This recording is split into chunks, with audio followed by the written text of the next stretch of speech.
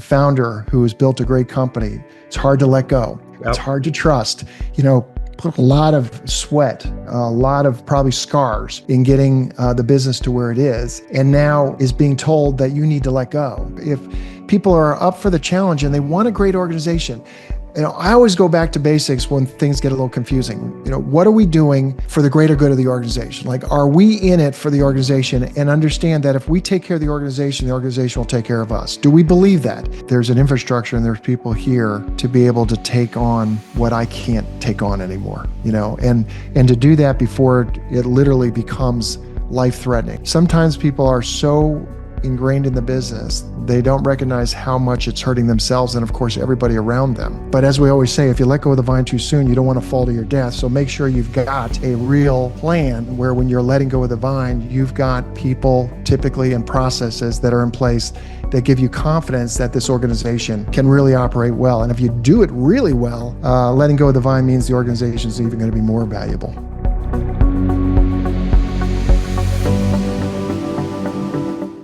Welcome to The Show Goes On. This is a podcast about the people who keep businesses running behind the scenes. My name is Aamir Noorani, and today I'm joined by Randy Taussig.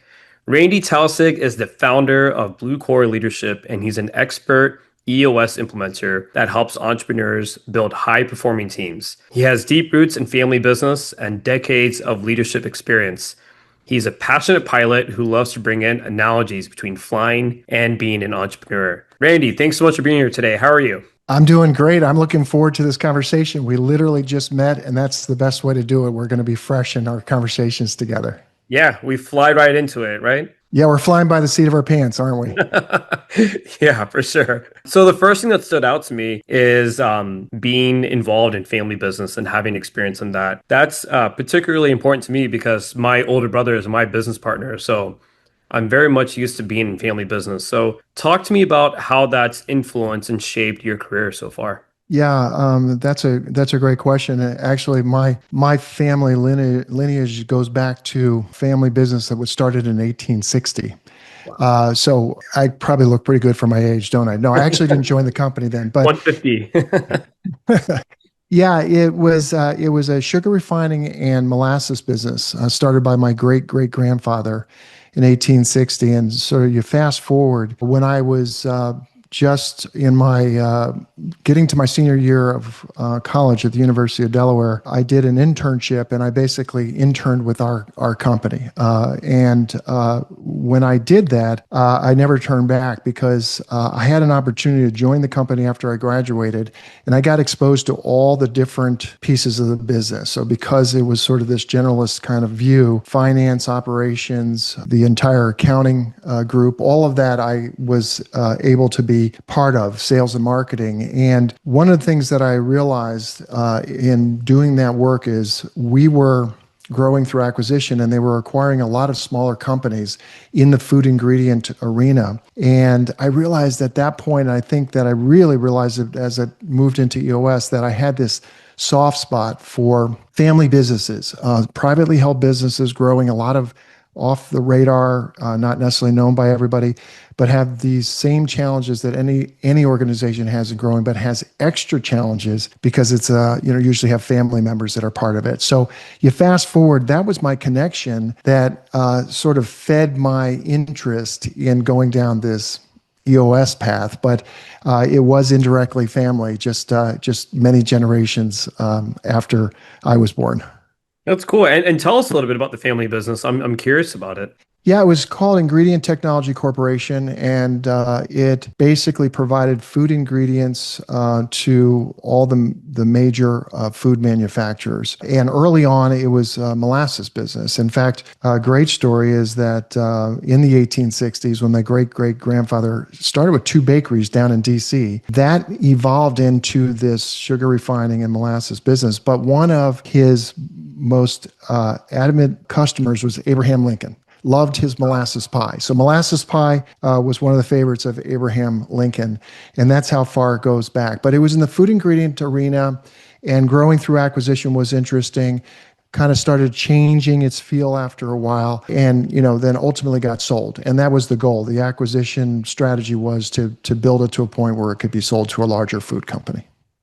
That's amazing. That's so cool. So, did you actually implement EOS in that business, or did it already get sold by that time? Oh yeah, it didn't exist. I mean, EOS, all the principles existed, but EOS, the system didn't exist. No, I think about it as I relate to some of my clients, and I think about some of the challenges that I witnessed and was part of inside that business. I could only have hoped that Gino Wickman had showed up on the scene a little bit sooner, because I think it would have made a big difference in the direction of that company. And I'm sure there's a lot of companies and owners and operators of companies that probably would have that same kind of feeling.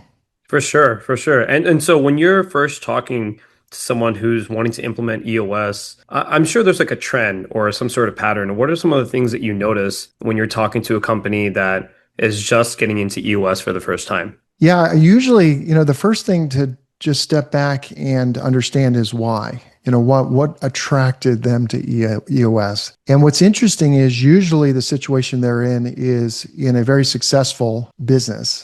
Typically companies aren't looking at EOS when they're startup, because startup, basically you just have to get beyond startup and just validate that you've got something there. But then it's that success that breeds the complexity. And I think that's where folks will look at what EOS has to offer and be in a position to want to capitalize on it. And usually their situation is some level of pain. Their growth has been stunted, or that the cost of growing the company, because perhaps the founder is not letting go of the vine and not really setting it up where the business could be run independently. One way or another, there's probably some pain there. And that's when the conversation around EOS really becomes poignant. Yeah, for sure. And you know that line, entrepreneurs not letting go of the vine. That's so common. We see that all the time. One of the companies that we started, Anywhere Talent, that's what we help entrepreneurs with, is being able to let go of the vine and starting to delegate certain things out. So when you see that with entrepreneurs who are not letting go of the vine, what do you instruct them to do? What do you advise them to do? Yeah, the first thing is that I relate to it. I can relate to how hard that is. So I don't think there's anything wrong with an entrepreneur that can't let go of the vine. They're usually the reason that the business got as successful as it did. They had a great vision, and they're typically big visionaries, and maybe push through having to do great execution. And a lot of entrepreneurs can do both. But typically, they're more the visionary. They want to see what's next and want to grow something, but it's hard for them to let go. So part of what I try to do is get them to understand what they truly want. What is it that they want from their business? And what's interesting is, a lot of times we'll look at it and say, well, I want to grow to this level with this level of profitability. That's a given. Growth is a given. But as we dig a little deeper, we many times find the real core to it. The core, that it's something beyond the financial strength of the business. A lot of times, when you are building a great company, you see the value that organization provides in the marketplace, and there's something very fulfilling about understanding, as if you do it well, there are so many that are going to get a positive impact on it. And yes, of course, the natural return should be that, financially it's successful. But usually we're trying to get them to think about what they want and what's holding them back, and understanding that there needs to be a shift, and they need to find a way to let go of that vine. But as we always say, if you let go of the vine too soon, you don't want to fall to your death. So make sure you've got, a real plan where, when you're letting go of the vine, you've got people typically and processes that are in place that give you confidence that this organization can really operate well. And if you do it really well, letting go of the vine means the organization is even going to be more valuable. Yeah, no, absolutely. I agree. And so when entrepreneurs are finally starting to let go of the vine and they're beginning to implement EOS, what are some of the challenges that you see with them implementing EOS into the organization? Well, I'd say a few things. One is continue the momentum. So one big part of EOS that's really critical is that, we as implementers, we go in and we make sure that the leadership team is solid. We've got officially 20 tools in the toolbox, but the first 5 are the most important, and that they understand these tools, they're utilizing them to be able to run their business, and they're doing a good job with it. But then the big challenge after that is when it's rolled out. And a lot of times it gets a little fuzzy. How far should we roll it out? What does rollout look like? So I would say that the challenge after, we've been doing it for a while, is to keep the momentum up, and for the leadership team to have the confidence, even though they may not be doing EOS perfectly, no one does. There is no such thing as perfect, but they're doing it well, is to be able to realize that a big part of their job, their responsibility is to help others in the organization leverage this process as well. And sometimes that's not as straightforward as learning EOS yourself with an implementer. Now you're going out and you have to, roll it out, and that becomes a big part of your job. And reminding them that that's going to be a big payoff when they do that. So that becomes one of the challenges that I see as a company has really started rolling down the road of EOS. Okay. And tell us a little bit about Bluecore now. Yeah, Bluecore Leadership, I started that 13 years ago when I started EOS implementation. So it was really the company within, the structure to be able to implement EOS. And our bread and butter has been focused on EOS implementations. I've loved it. The three roles that we've got is, teaching, facilitating, and then coaching. And I feel as though the coaching part becomes very interesting because I really enjoy working with leadership teams that are made of people who really want to continue to be their best, and that are open to coaching, open to understanding themselves better. And that's the best environment for me. So under Bluecore, we also do one-on-one coaching. I've focused on integrators because the integrator position is such a key position in any EOS run company. And I would say one of the most misunderstood in terms of what does a real strong integrator look like. And the answer to that is it's different for every company, but the integrator is responsible ultimately for good execution and a great relationship with the visionary. So that can be challenging. And we also, the third leg that we're really excited about that we are introducing in September via a beta group is what we're calling the Mid-Managers Coaching Program. I discovered, it's kind of obvious, but over the years of doing this work, one of the challenges that growing entrepreneurial businesses face is as they're successful, they need more people in positions where they can really do a good job at leading and managing the people within the organization. They're growing, they have more people. And what I determined is that though there's so much out there on leadership and management, there doesn't seem to be really a simple or straightforward path for, I would talk about, our target market is those that are been in managing positions for 3 years or less. For people who are really on that road and should be on that road for leadership and management, there really was no program for that. So we have gone about developing that. And much of it has some of the base philosophies behind EOS. It's not EOS, but it's really the things that are within EOS are, the same kind of things that are really important for anybody that's taking a leadership and management role. So we're excited about that. The program is a 6-month program. And then we are planning to do the full launch in the second quarter of 2026. So I'm just excited about that. That's another piece that's, coming our way. Yeah, that's super cool. I actually haven't heard of something like that where it's a coaching program for mid-management levels. I know, especially as companies begin to grow more and more, it's almost like we expect more from our middle managers, and yet we don't have enough time to dedicate to getting them full-time coaching. And they're probably the most critical folks in the organization because they're the ones that not only are they ensuring the trains are running on time, but they're probably directly interfacing with customers and they're on the ground and they know actually what's going on.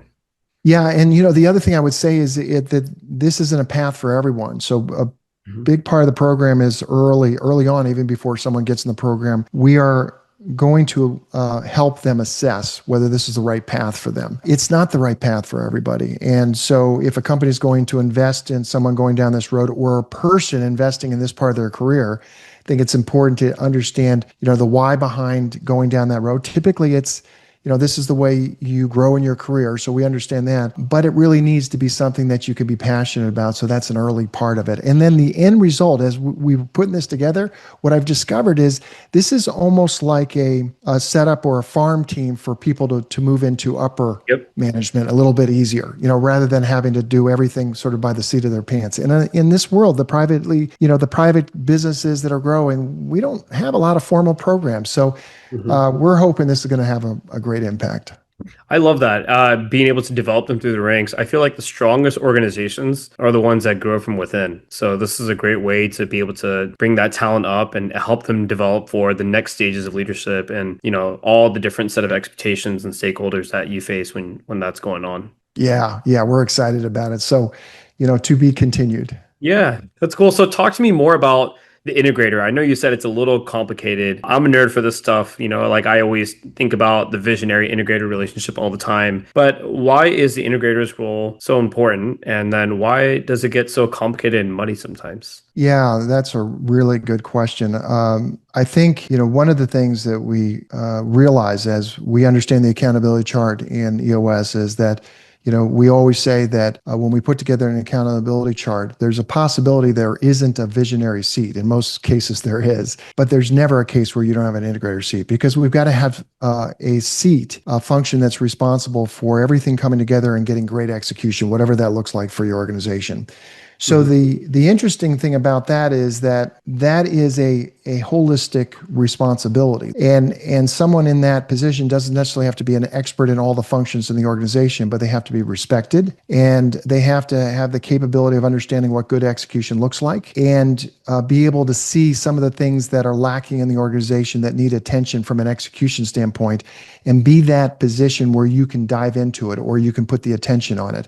And then on top of that, it is a big piece of it is, earning and building the trust with the visionary. And that's, if you talk to many people, visionary integrator duos, a lot of times what comes up is that relationship. We've got, the typical situation you were referring to before, a founder who has built a great company. It's hard to let go. Yep. It's hard to trust, put a lot of sweat, a lot of probably scars in getting the business to where it is. And now is being told that you need to let go. And they're like, okay, I get that. But then just their instinct is, no, I'm not going to let go because I can't afford to let this thing go down the drain. So that relationship between the integrator and the visionary is very critical. And in some cases, you've got that already built in. They've had a relationship for a while and that trust is there. But in most cases, it's not. And so a big part of the integrator role is to understand how they build trust with the visionary, and for the visionary to be on board, to be open to that trust being built. That's when you can really get the strength between those two positions. Easier said than done. Yeah, I know. I'm laughing because I'm laughing at a visionary being like, "Oh, we don't need to do that. That's okay." Exactly. I can literally see it. Yeah. It's exactly right. So that's some of the challenge there. But, if people are up for the challenge and they want a great organization, I always go back to basics when things get a little confusing. What are we doing for the greater good of the organization? Like, are we in it for the organization and understand that if we take care of the organization will take care of us? Do we believe that? And if you believe that, you can always go back to these kind of conversations and you can put some logic to them and you can get some action around them because we're doing it for the greater good of the organization. Yeah, for sure. So obviously the visionary integrator relationship is so critically important to the organization. What are some tactics and tools that those two can fall back on to make sure that they stay strong? Because if they're strong, then as they go, the company goes. That's right. That's great. Yeah, one of the key tools and disciplines within EOS is the same page meeting. That was really set up for visionaries and integrators. And that's just basically saying, we proactively need to stay on the same page, even in times when we feel like we are on the same page. And if you get in the discipline of the same page meeting, which I think is really, the emphasis on this has, really multiplied with rocket fuel, and this whole idea of putting focus on both the visionary and the integrator. So staying on the same page. But I also think one of the tools that I think that gets neglected a lot. It gets a lot of attention early and then it loses the attention is the accountability chart. And I think the visionary and integrator can really stay connected and aligned by continuing to go back and say, what is it we're trying to create here? So you look at the VTO and say, okay, that's our vision. And how are we structured to be able to get there? And what kind of things need attention in the organization? Where is it working? Where is it not working? And if they just go to that accountability chart and look at it and say, what part of this isn't working? Maybe it's a structure issue. It's not always having the wrong person, but many times it's, right person, right seat issue. But sometimes it's a structure issue. Like, did we set these people up for success? So I think if they're putting that on their radar and then have that as a discipline to talk about and make sure that they have they're putting some of their challenges through the lens of the structure that's depicted by the accountability chart, being on the same page in terms of what their roles are and how they're supporting each other to be able to be their best at those roles. I think that helps that duo have a great opportunity to continue to grow a really good relationship that's good for the organization. Yeah, for sure. Because as an organization is growing, things are fluctuating and changing all the time. I feel like the accountability chart always needs a thorough review to ensure that, okay, is everyone still where they need to be? Like, do we have everyone in the right seat, right place? Are we doing the right things for our roles, or have we outgrown them? How often do you feel like an organization should be reviewing its accountability chart? Yeah, it's a great question. I'd say that at least twice a year, but anytime there's a change in a question on change on structure, right? Whether it's adding a new seat or changing responsibilities, then the accountability chart's the first place to go. But I would say, and some might say even do it more often, but I'd say it's realistic that twice a year minimum, you're doing a real audit of it. It's like, is this correct? Is this structured? Do we believe the way we have this structured, if we are strong in each one of these seats, that we're going to be able to support the vision that we have up there? And it's just questions to ask back and forth.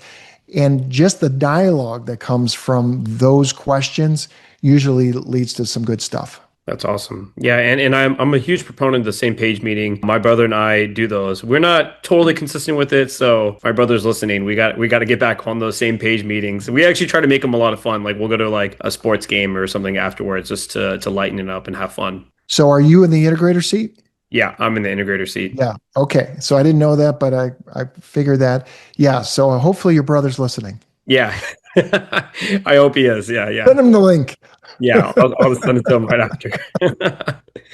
No, but we try to have fun. We'll have a discussion at the beginning. I'm not quite sure if we're doing it correctly, but we'll spend a couple hours going over and just, clearing the air and talking about things pretty openly. And then we'll have fun afterwards. We'll make a night out of it. So, Do you think, I'm just going to ask you a question. Do you think that since, we started with this whole concept of families and mhm. family-owned business or family-run businesses, is it your belief that it's less challenging or more challenging that you as the integrator, your brother is visionary, are brothers versus if you were, not related? Yeah, it's a good question. And I'm not trying to give a trite response, but I definitely think it depends on the dynamic. My brother is 10 years older than me. And so there is like a sense of respect that I have for him. Whereas like maybe if we were like 1 or 2 years apart, I could see how like that would become easily strained because we're just so close in age. But we almost have like a certain understanding when we're working through issues. And he lets me make a lot of decisions on my own. He lets me fall a lot. And then I also give him that space and that latitude where if we're kind of deadlocked, then we'll go with his call. And so I think for us, the way it's kind of worked out for us, which I'm grateful for, is that it's actually become a point of strength for us because we're very much on the same page. Even if we're not doing the meeting, we're pretty much aligned on what's going on. And I think it's actually helped us move a lot faster as a company because when the visionary and integrator are on the same page, it's full steam ahead. And I think the organization can feel that momentum too. So Yeah, it does sound like it's really working well for you. And I think that age difference and the respect just that's kind of built into that makes it a little bit more straightforward. If to your point, if you were 2 years apart, it's like, well, who's the one that has, yeah. give the other the most respect, then it might be a little bit more difficult. Yeah, because then some ego games come into play, right? And so I think that's sort of what could happen. Fortunately, my brother has a very low ego, so it's great. It's really helped us both grow in our own right. That's great. Well, I appreciate you being open to the question, but that makes sense to me. Yeah, for sure. So I'm curious, have you come across clients that are also family businesses? Yes, I have, and I have clients that are family businesses, and I so respect them going down that road. I mean, some it's just been natural. It's just the way the business has evolved. And if you're going to truly embrace the disciplines around EOS, you're going to have some tough conversations at times. And we could argue that that is more difficult when it is a close family. I have several of my clients that we have the husband and the wife on the leadership team legitimately, not just because of, who they are, but that doesn't take away from how important it is to honor those responsibilities and to not necessarily give a pass because it's hard to have a tough conversation and then go home and you're still with that same person. Mhm. You could have a tough conversation and then have a breathing room for someone that you're not living in the same house with. So I really have a respect because I think that has an additional layer of difficulty But again, it depends on the trust and how much confidence there is around the relationships where you can challenge each other in a healthy way and not be concerned about how it's going to affect, long term affect your relationship, which it easily can. The business doesn't really care if it's a hard issue. It really doesn't care. All it's doing is looking at you and say, who's going to solve it? Who's Mm. going to get it back on? It doesn't care the ramifications or what you have to do to solve it. So it's going to be there like a young child crying and someone's got to give it attention, right? So, but I do see it. I really respect it. I think that's the heart of this country's economy, small business in general, and then, just family businesses that people are just taking a risk, going out there and trying to create some value. Yeah, yeah. The market is the market. And, I think that's one of the reasons why I love the scorecard is because we can have all sorts of stuff that we talk about in the issues list and customer employee headlines. But the scorecard is actually my favorite part because it's so black and white and it doesn't lie. It is what it is.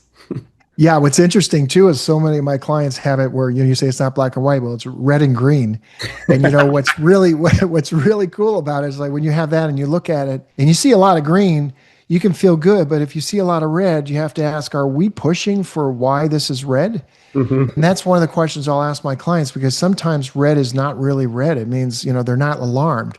And so I push for them not to, have it so it comes up red if it's really not something to be alarmed around. But red should be like an alarm. Yeah. Yeah, no, totally. I'm laughing because this morning we had a leadership meeting and there was one section that was all green and we all started cheering. And then we realized we didn't set any goals on those ones. And we were like, we got to go back and add stuff on there. And so we were like kind of just joking around. We're like, it's all green. Uh, Yeah. got to have the goals on there on the software. Yeah. That's great. That's great. Well, that's good. Well, at least you guys caught yourselves, right? Yeah, yeah, totally. So I'm curious, what is one of your favorite EOS stories? Like you coach several clients, and I'm sure along the way there's been a story that you're particularly proud of. Well, I'll tell you, probably the biggest satisfaction I have, and this has happened with several of my clients, is when they're approaching an EOS implementation when they've kind of hit their limit. And from a perspective of health, and I'm saying mental and physical health being at risk, and going through EOS, and there's one client I have in mind where they were ready to just throw the towel in, and part of the problem was not setting other people to take on things that the primary founder was taking on. Once he got in a position where he understood the talent of his team and got back in touch with his love for the business, and through some coaching and some self-discipline, truly went down the road of letting go of the vine and started seeing things open up. And when I say things, I mean love of life coming back, and realizing he wasn't in it alone. EOS is not the magic bullet, but it was what he needed at that time and didn't realize how much support he had in the background, but couldn't see. And so it's stories like that where it's really about the quality of life as opposed to the return on investment. Yeah, we need businesses to be profitable. We need it to continue to grow and all, and that's all good stuff. But this is really, in this case, and I've got a few other examples of that, this was really a return on life. And to me, that's when I get to step back and say, thank goodness Gino Wickman came up with this years and years ago. And then the model evolved to the point where people like me could, be part of helping people like him open up their world, and in opening up their world, open it up to a lot of other people as well. Those are my greatest, what I would say, stories or experiences going down this path for 13 years. I love that return on life. That's incredible. It's like you're coming in and trying to help someone with their business, and along the way, they figure out their zest for life again, and they've been able to reclaim their time. I think a lot of people get started because they want to have that business that makes money while they sleep, but maybe what ends up happening is that they're not sleeping then because they're just working on the business. And so what do you have to do, right? Like you have to hire the right people who can help you let go of the vine. You have to have the right operating system. There's a lot of things you got to implement, but I love that at the end of the day, you're able to help people get a return on life. Yeah. And, at the end of the day, in these scenarios, when they finally take a deep breath and say, I'm going to let go. And, we could say let go of the vine, but just I'm going to let go of everything I'm holding on to and trust that there's an infrastructure and there's people here to be able to take on what I can't take on anymore, and to do that before it literally becomes life threatening. I mean, really, sometimes people are so ingrained in the business, they don't recognize how much it's hurting themselves and, of course, everybody around them. So that's the stuff that I love the most. Yeah, yeah. And then in addition to that, it could be personal, it could just be life hits, right? And maybe the founder, the owner, or a critical person of the company gets pulled away due to no fault of their own. And the business, the system, it's unforgiving. It's still going to continue to run. That's Right. actually the reason Right. why we call the podcast The Show Goes On, because everything. Yeah, I love that name, by the way. I love that name, and I kind of figured that that was what the analogy was, but I thought I like that. That's just a cool podcast name. Yeah, yeah, because the show goes on regardless of who's there or who's not there. And so, ever the more reason why I think it's so important to be able to have the right team assembled and running under the correct operating system for that business. It's so Yeah, important. yeah. You and I both. Yeah.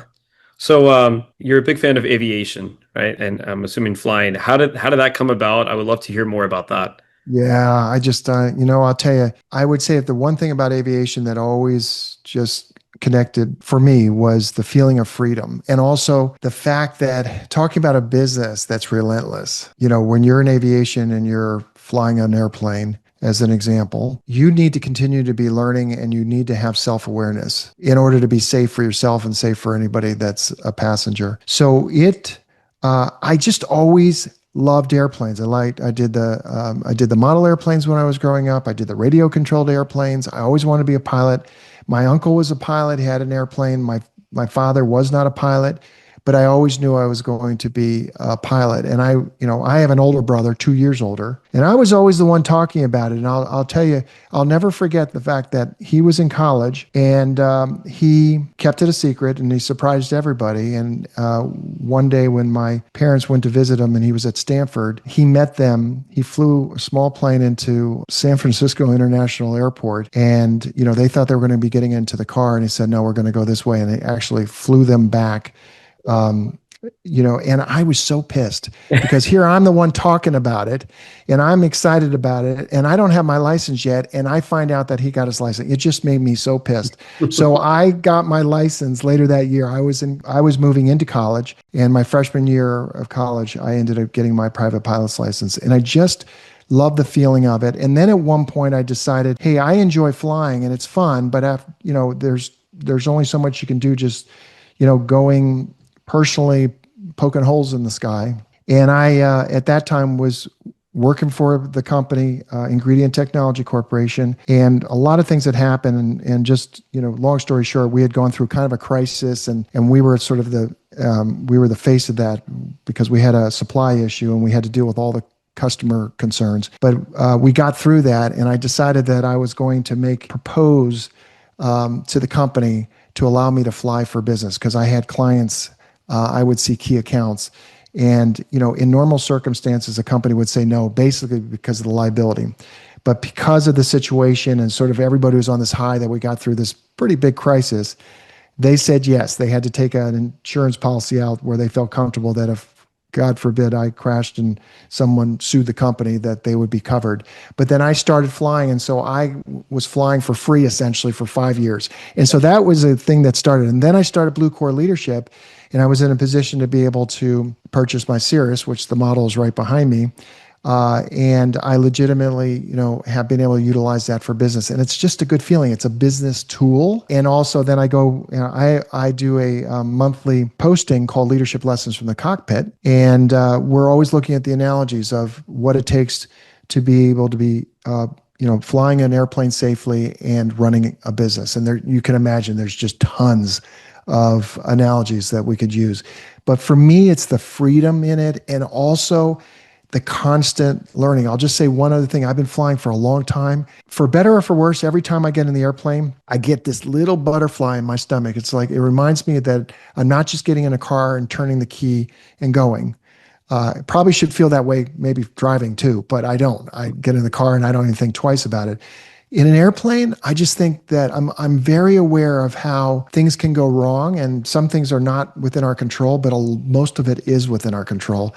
So I think that's a very healthy fear that keeps me going with all these years of flying. But I just absolutely love it. Literally, we could take a whole day and we could talk about it together. No, that's incredible. I really admire that, just you being able to not only get your license, but then actually use it and be able to use it for something that you love, right? Combining two passions of helping other people, coaching, and also being able to fly along the way. I think that's incredible. And one of the things that you just mentioned, yeah, like the analogy that popped into my brain is, you're there in the plane and you're trying to get it going and you have that butterfly in your stomach because you're well aware of things could go wrong, but most of it is in your control. That's totally entrepreneurship, right? Like That, you have this butterfly in your stomach where things could go very wrong and it could be totally outside of your control. It could be macroeconomic factors, what have you. But the vast majority of it is within your control. you just gave me the idea for another leadership lesson from the cockpit, because that is so true. And think about it. When we get to a point, and I'm sure you've seen this, where the business feels like it's on autopilot, there's the danger zone, Hmm. because all of a sudden you're going to lose sight of maybe what's creeping up on you, but you're getting complacent. Yeah. And that's actually what can happen in the cockpit. And that can be the death of a business. Woo! It's going to be another one. It's That's going a to, good one. I look forward to reading that one. we're going to get that. Yeah, we do. We actually do interviews in the cockpit too. So I bring entrepreneurs in the cockpit and we'll take a subject and we'll talk while we're flying. So it's a lot of fun. That's amazing. I volunteer for the next one. Okay. All right, I'm going to keep that up. We got it recorded here, so we're going to make it happen. Oh man, now I can't turn back now. Nope, not unless you delete this. No, no, it's on the record. It's on the record. It's on the record. Absolutely. I think that would be fun. I'd enjoy Yeah. that. Yeah, that'd be a good time. I would love to do something like that. We'll end it with a couple of rapid fire questions if that's okay with you. Sure. Yeah. Okay. So, favorite book, and it can't be Traction. Okay. Favorite book. I'm going to say the one that comes to mind, believe it or not, is Rocket Fuel, because that's, to me, is the book that opened up people's mind that it's okay to be a visionary and okay to be an integrator. So that's the one that comes to mind. All right. Awesome. Rocket Fuel is a great one. Favorite city. So I'm sure you travel to a lot of different cities. Is there one particular one that you really love going back to? I've always loved New York City. I grew up in northern New Jersey, but I'll tell you this: my daughter and my granddaughter and son-in-law, they live in Sydney, Australia. And as much as it kills me that they're so far away, I love that city. I love Sydney. That's awesome. So I gave you two, but New York is New York. I always have a soft spot to it. I feel like when I get in New York, the energy of New York, Yep. it feels like it's just me. Yeah, I hear you on that. New York is my favorite as well. So Is it? Yeah, oh yeah, yeah. New York is incredible. You just walk the streets and it's all consuming. It's great. it is. It is. And one of the things is, I mean, we could talk about this forever, but I want to say this, and I don't know if I need to be politically correct. But when I moved to the DC area, what I learned, a lot of what happens in DC happens behind your back. And in New York, it's right in your face. It's like, it's just real. Like no one's going to hide it. It's like, at least you know where you stand and you're having real conversation. Whereas, and I'm generalizing because DC is a great city, but I did find that a little bit different in sort of the culture. The culture is a bit different in DC, where you're not going to necessarily see it right up front, but you'll feel it's in the back at some point. Mhm. No, I We'll get leave it that. at that. Yeah, in New York, it plays out right in front of you. So there's nothing behind your back over there. Yeah, yeah. No, it's true. It's true. But I love New York. Yeah. Okay. So, and your favorite movie or TV show? This probably dates me now, but I am probably well behind it. But I'm really enjoying watching the series Suits. I know it goes. Okay. Yeah. It's so, but I'm late in coming on that, and it comes to mind right now because I just love the characters there, and it's just so much fun, to watch. I just like that. I used to, maybe it's I like these legal shows because. Do you remember LA Law? That was a long time ago. No, I don't remember LA Law. Okay, that was a long time ago. But anyhow, I like these shows that has to do with the law, and I don't know why, but Suits is one of those that comes to mind right now. Yeah, Suits is awesome, and I love how they have a good formula and they stick to it. And it's I know they film it in Canada, but it is New York, right? They're trying to Yeah. New York, so Yeah, yeah, and I like the characters. I mean, it's not realistic, but I like the characters. And to your point, they kind of stick to character, and you know what you're going to see. And it's a fun storyline. So, but I know it goes back. I mean, I don't know how old it is, but I'm watching it on Netflix now. So, yeah, it's fun. I'm same like you. I'll like throw it on sometimes and just like really enjoy it when oh, back. good. I'm glad I'm not alone. No, no, no, you're good. I've actually heard that from a lot of people. They're watching Suits right now because they put it up on Netflix. So. Yeah, they have some like 8 or 9 seasons. I think it's Mhm. like it was quite a bit. So, yeah. So that's what comes to mind. Nice, nice. Well, Randy, thank you so much for your time today. I really appreciate you, and I appreciate getting together with you. Before we sign off, is there anything else that you want to share? I'll just say I've enjoyed this tremendously. So I'll share that you and I just met. We had correspondence by email. I always felt just the quality of your dialogue with me just felt right. And I thought it would be fun to come on and speak with you. And you know this, but when we had set up today, I had thought, oh, okay, we're gonna talk and intro talk, and we will find out what this podcast thing is. And then all of a sudden, I get an email last night and said, "Here's what you can expect." And oh, I realized this is the podcast. But I thought my reaction to that was, "That's pretty cool. Let's just have a conversation." And you apologized. You said, "Oh, maybe I should have made that clear." No, actually, it was just probably me not paying attention. But I think for me, that made the experience that much better because you just made this such a conversational just interview per se, and I want to thank you for that. No, I appreciate talking about this kind of stuff. You can see I've got the passion around it, and I hope to see you in the cockpit soon. Yeah, yeah. I mean, I put it out there, so now I have to. You did. I had to put this in the ending as well, just in case you decided to take it out of a piece. So I'm being strategic here. Oh yeah, yeah. No, I got you. I know your game. Yeah. And where can everyone find you online? Just go to our website, which is bluecoreleadership.com. And we've got the leadership lessons from the cockpit series there. And we've got all the great work that we're putting our attention into. And, soon we'll see the mid-managers program on there as well. Alrighty, sounds good. Randy, thank you so much. Appreciate you. Okay. Thanks, Amir. Really appreciate it.